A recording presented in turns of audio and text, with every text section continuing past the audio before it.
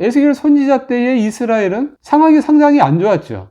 2차 포로로 지금 바벨론에 잡혀져 와 있는 상태예요.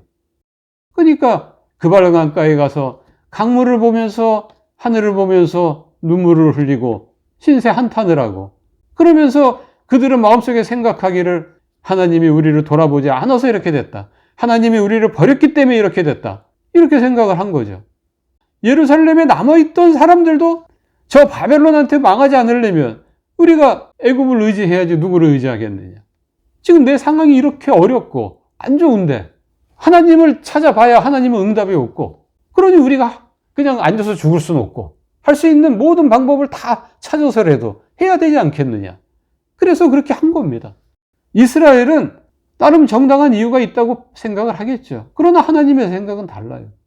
내가 버렸기 때문에 너희가 포로로 잡혀온 것이 아니고 너희가 나를 버렸기 때문에 내가 행한 심판의 결과다라는 겁니다. 지금 너희들이 포로로 잡혀가 있으면서도 또 예루살렘에 남아있는 자들은 언제 침공을 받을지 모르는 이런 위험한 상황이 있으면서도 자신들의 죄를 회개하고 하나님을 의지하지 않고 오히려 눈에 보이는 다른 것을 의지하는 그런 행위야말로 방자한 음료와 같다라는 겁니다. 음료는 창녀하고는 다릅니다. 하나님이 그렇게 지적하고 있어요. 창녀는 돈을 받고 몸을 팔잖아요.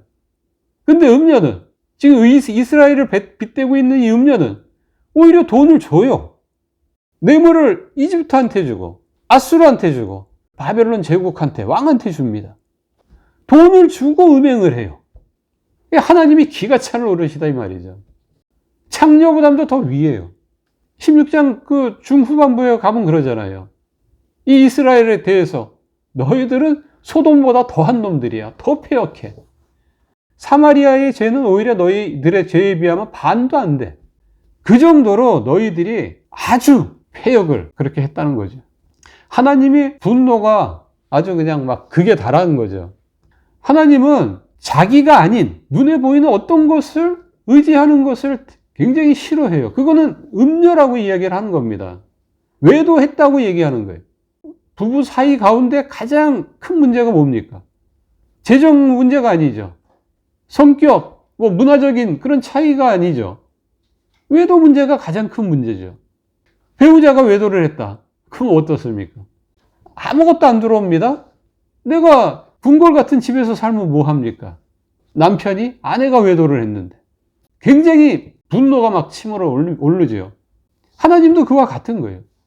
내가 돈을 의지하고 내가 사람을 의지하고 나라를 의지하고 우상을 의지하면 하나님은 그거를 외도한 것으로 봅니다. 음녀라고 봐요. 하나님은 자기의 자녀, 자기의 백성, 자기의 아내를 절대로 버리지 않습니다. 이 땅에 보내신 순간부터 지금까지 하나님은 한시도 나를 돌아보지 않은 적이 없고 한시도 나를 떠난 적이 없어요. 버린 적이 없습니다. 하나님은 나를 사랑합니다. 너무너무 사랑해요. 그래서 이렇게 화도 내는 거예요.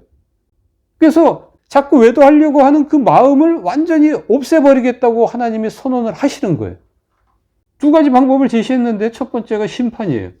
네가 의지했던 거, 그것들을 갖다가 싹 다 없애버리겠다고 합니다. 돈을 의지했느냐? 돈을 싹 다 없애겠어. 일용할 양식조차도 너희들한테 주지 않겠어. 사람을 의지하느냐? 네가 가까이 있던 사람들을 내가 다 죽여버리거나 포로로 잡혀가게 하겠다. 네가 의지했던 나라들, 그 나라가 오히려 너를 칠 거야. 내가 그렇게 만들 것이다. 네가 숭배했던 그 각종 우상들, 내가 제국의 왕을 통해서 다 그냥 박살내버릴 것이다. 그 우상들이 너희들을 구원해 줄 수 없다는 것을 네 두 눈으로 똑똑히 보게 해줄 것이다. 이렇게 경고를 하는 거예요. 그래도 마음을 안 돌이키면 내가 너를 치겠다. 너를 칼로 찔러서라도, 너를 거의 죽게끔 만들더라도 그 외도라는 그거는 내가 절대로 두 눈 뜨고 못 본다. 반드시 고치고 말겠다. 하나님 그렇게까지 선언을 해요. 그리고 두 번째는 뭔지 아세요? 용서를 해주겠다는 겁니다. 네 그 외도하는 한 마음, 나를 의지하지 않고 눈에 보이는 세상 것들을 의지하고 사랑하는 그 마음을 내가 용서해 주겠다는 겁니다. 그래서 그 마음을 없애겠다는 거예요. 내가 어렸을 때 세운 언약, 그 출애굽시켜서 시내산에서 맺었던 언약이거든요. 나는 너의 하나님이 되고 넌 나의 백성이 된다. 그 어렸을 때 맺었던 언약 내가 기억하고 이제는 너와 영원한 언약을 맺겠다. 그 영원한 언약은 누구를 통해서 맺어지는 언약이에요? 예수님의 피로 맺어지는 거죠. 하나님은 나를 사랑하세요. 그래서 자기 아들을 십자가에 내어주시는 겁니다. 우리 죄를 용서해 주기 위해서 십자가를 지게 하시는 거예요. 그거를 이스라엘한테 보여준 겁니다. 사복음서에서. 오늘날 우리한테도 보여줬어요. 그래서 그것을 믿는 자는 하나님의 사랑을 깨닫게 됩니다. 그래서 내가 그동안 하나님을 의지하지 않고 음료로서 살았던 것에 대해서 굉장히 부끄러워하게 돼요. 하나님 앞에 더 이상 이제 말을 못합니다. 하나님이 나를 돌아보지 않았잖아요. 하나님이 나를 버렸잖아요. 이런 소리를 이제 못하게 돼요. 그래서 내 상황이 아무리 안 좋더라도 하나님은 나와 함께 하신다.